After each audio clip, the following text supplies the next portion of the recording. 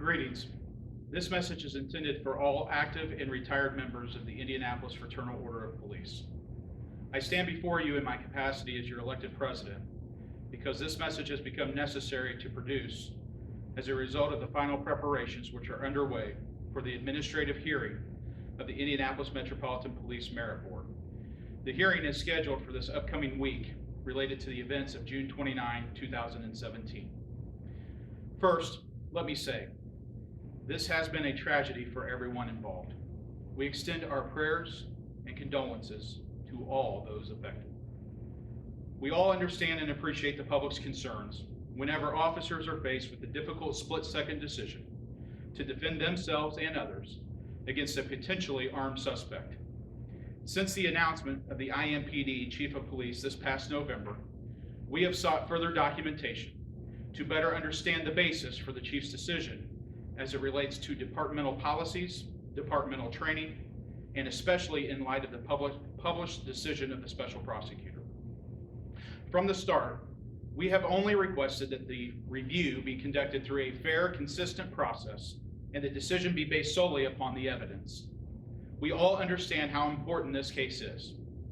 That is why it is being presented to a police merit board made up of citizens of this community, all from diverse backgrounds. These citizens will be able to examine all the facts and determine whether these officers acted within policy. We are hopeful this review and judgment will be fair and impartial and free of any political influence or inappropriate public pressure. Unfortunately, since the tragic incident this past summer, we have observed several examples of questionable deviations from departmental administrative policies and best practices as it relates to the fairness and impartiality of due process for the officers involved. Let me be clear. Diligent adherence to the established rules, policies, and recognized practices in place at the time of this event should not only be expected, but is paramount.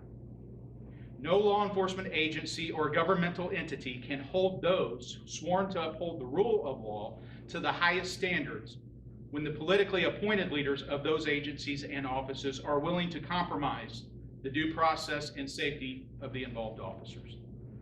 Unfortunately, we have observed a systematic approach by the leaders of Indianapolis and its police department to exert inappropriate influence by means of relying upon politically appointed personnel during the administrative review. This was combined with the not so subtle intimidation of employees and delays of discovery in the subsequent disciplinary process. In addition, the department unnecessarily compromised the safety of the officers involved and their families, while also demonstrating reluctance to ensure a fully transparent review process. Please know, I do not make these statements lightly. However, it is critical that all of our membership is aware of these unfortunate tactics utilized by the department, which seems designed to serve a politically motivated, predetermined decision. Rather than make unsubstantiated claims like others have done, the following succinct examples are provided. First, our organization called for a timely investigation of the facts surrounding the June 29th incident. In fact, we strongly encouraged an administrative investigation be launched immediately to run concurrent with any criminal investigation. It should be noted that evaluation for any criminal actions is a routine standard for any fatality that is the result of police action. Such an administrative investigation was immediately conducted by Internal Affairs, who completed their work in July 2017. By departmental policies, the findings of Internal Affairs were to be reviewed by the IMPD Firearms Review Board, and discipline for any rules violations were to be imposed no later than 30 days after the IA investigation was completed, which means this should have been done by August 2017. Instead, the Firearms Review Board was unnecessarily delayed for several months until November 2017. Second, not only did the leadership of the police department elect to delay this process, it also chose to utilize a board construct that was not consistent with policy and years of past practice. IMPD policy outlines a properly constituted firearms review board, which is to be a 5-person board made up of section commanders from the homicide, training, and internal affairs sections, as well as a district level representative of a lieutenant or above, and a peer officer for the officers being investigated. Historically, and by definition, section commanders are known to be the merit lieutenants or merit captains over each of these sections.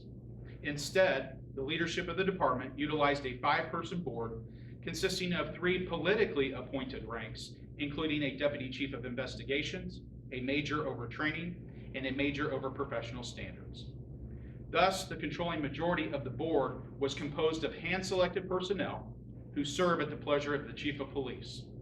Incidentally, one of those 3 was also promoted to an even higher appointed rank following the decision of the board. None of these people, by their mere position of appointed rank, have the freedom to tell the chief he is wrong. However, the appearance of a skewed process did not end there. Instead, our FOP has discovered that weeks prior to the Firearms Review Board being impaneled to hear testimony on this matter, a separate closed-door meeting occurred that included at least 2 of the 5 eventual voting members of the Firearms Review Board. These were the appointed ranks of the major over training and the major over professional standards. The meeting also included the Firearms Range Section Commander, which is a merit lieutenant, the actual IA investigator, a merit sergeant, and a merit police officer who has been publicly identified as an IMPD legal instructor. This meeting, which was held nearly 2 months before the Firearms Review Board, appears to have been completed to review the material facts with the express purpose to create a multi-page document that was subsequently used as a filter for which testimony would be heard by the Firearms Review Board. The final document, which was labeled as findings, was finalized and dated October 30th of 2017, a month and a half after that initial meeting. Unfortunately, this gives the appearance that this report was then utilized as the recipe with the needed ingredients to bake the cake. Subsequently, upon review of the transcripts of the Firearms Review Board, which eventually took place November 3rd, 2017, it appears just enough questions were asked of the officers to concur with these prearranged findings, and then the hearing concluded. However, these unfortunate tactics could have been addressed. They could have been countered and remedied by the additional step of checks and balances by forwarding the alleged violations and possible termination finding to the IMPD Disciplinary Board of Captains, which is one of the specified steps available within General Order 1.31 related to the discharge of a firearm. Instead, the Chief of Police acknowledged that he made the intentional decision to knowingly bypass this step and rendered his decision based solely upon the findings of the hand-selected Firearms Review Board, which actually cut and pasted sections of the October 30th report into their findings. It should be noted that nowhere in General Order 1.31 does it authorize or contemplate the findings of any such pre-meeting, which clearly influenced the opinions of multiple members of the Firearms Review Board and provided the roadmap for the eventual hearing and subsequent decision. Following the Chief's very public announcement via a press conference of his decision, legal representatives for the officers involved called for a timely merit board hearing within 2 to 3 months to ensure a firm, fair, and consistent review of the facts and the Chief's recommendation of termination. Instead, discovery of evidentiary materials were significantly delayed. In fact, the transcripts of the Firearms Review Board themselves were not even typed until late December 2017, nearly 2 months after the Chief's decision was already made. During the 6 months following the Chief's decision, the officers involved have been suspended without pay.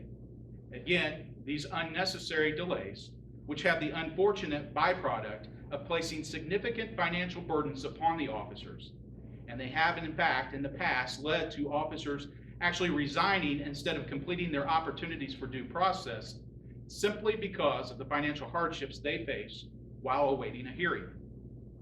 Then, in the days leading up to this hearing, we have learned of serious concerns related to the intimidating environment other officers of the IMPD have been placed within. As part of the preparations for the hearing, the city's legal representatives have summoned sworn employees to their offices via formal request and direct orders from the Chief's office.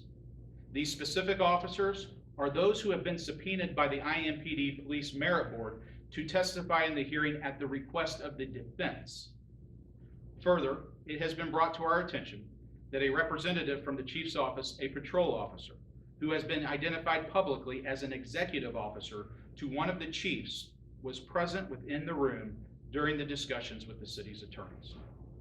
Now, obviously, this casts a shadow of intimidation over the discussions and the statements made by the officers, who fully believe that these conversations were being reported directly back to the office of the chief. Most anyone who has had experience in these types of matters are neither aware of this tactic being used before, nor would they have allowed it, given the mere appearance of a hostile environment for such discussions. Finally, subsequent to these discussions and the demonstrated ongoing commitment of the accused officers to seek a full public hearing on this matter, another extremely concerning recent event took place. Just this past Thursday, May 3rd, 2018, a mere 5 days before the hearing, the Indianapolis Star published the departmental pictures of both of the officers involved. It should be noted that neither officer was made aware of the release of their photograph by the police department prior to the publication. In fact, the officers learned of it when they saw their pictures online related to a story discussing the upcoming hearing.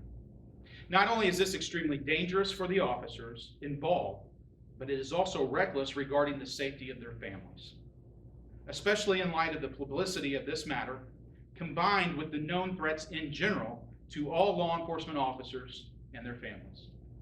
One has to look no further than our own backyard to see those officers who have been attacked in their vehicles, homes, and in public for simply being the police, and other times in retaliation for prior enforcement actions. It is also not consistent with the policies and practices of the police department or the city of Indianapolis. In fact, I immediately contacted the chief of police, who assured me that he was unaware of any request for the photos by the media, and he would not have approved such a release. I also received confirmation that this action was not consistent with the policies or practices of the IMPD Public Information Office or the Human Resources Office for the department and the city of Indianapolis. Further demonstrating the seriousness of this improper release, which is not consistent with the rules governing the personnel files of our police officers, the chief of police immediately issued a prohibition of any further releases of photographs for any sworn employees. For this, we are thankful. But as a result of this irresponsible action combined with its dangerous timing, I am requesting that the chief of police launch an immediate internal investigation to determine who made the decision to release these departmental photographs and under whose authority was the permission given in the action taken. I will also be formally delivering a written request as such from our lodge to the chief of police today, Monday, May 7th, 2018. And I look forward to a timely report of the findings, the strengthened policy provisions, and any disciplinary action taken to help prevent such an occurrence in the future. Earlier, I spoke of our unwavering desire and advocacy for firm, fair, and consistent due process proceedings for all of our merit police officers. As such, we have made several inquiries to ensure the city of Indianapolis will capture a full and accurate video record of the public proceedings. In fact, we have suggested the use of Channel 16, the government channel, and its existing audio and visual infrastructure within the city-county building to complete this task. These requests have been denied. Strangely, we have been advised the city does plan to allow individuals who attend the hearing to record and live stream segments of the hearing with their phones or other devices while they remain seated. In fact, the local media has reported that members of recognized groups who have led protests against the officers do plan to live stream and relay video of the proceedings. Media outlets will also be allowed to come and go to gather video footage. The only problem with this approach is that it will lead to segments of video without context to be entered into the public domain. Therefore, the representatives of the officers involved do plan to retain a videographer to record the entire proceedings to ensure an accurate and full visual record of the hearing. This is just another unwarranted hurdle and unnecessary cost for the defense of these officers. The chief of police has been clear and consistent on one point from the very day that he informed the officers of his decision. He has repeated it in multiple meetings and publicly in roll calls around the city. And that is that the sole factor in his decision to recommend termination is based on one factor within the IMPD general order governing the use of force. While we wholeheartedly disagree with the chief's decision and support these officers who were forced to make a split-second decision based on the non-compliance and threatening actions of an individual during the commission of suspected crimes, we do appreciate the chief's emphatic position that none of the other violations alleged played a role in his decision to terminate. These officers have planted themselves in the middle of the truth. They've participated in multiple interviews. They have been cleared by criminal investigators, administrative investigators, and a special prosecutor. Furthermore, they have never wavered in the reasons for their decisions.